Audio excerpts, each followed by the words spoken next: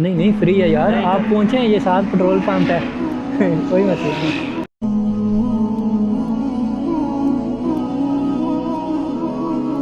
अस्सलाम वालेकुम।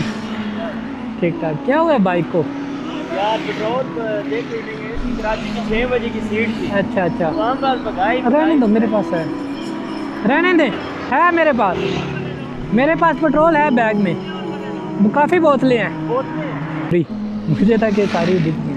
नहीं नहीं फ्री है यार, आप पहुँचे, ये साथ पेट्रोल पंप है। कोई मसला नहीं, आप पहुँचे। शुक्र है कि निकल आई है पेट्रोल की बोतल। हो गया,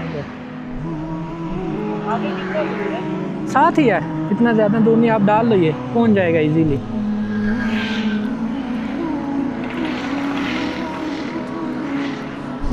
चलिए ठीक है, ओके ओके, आप पहुँचे।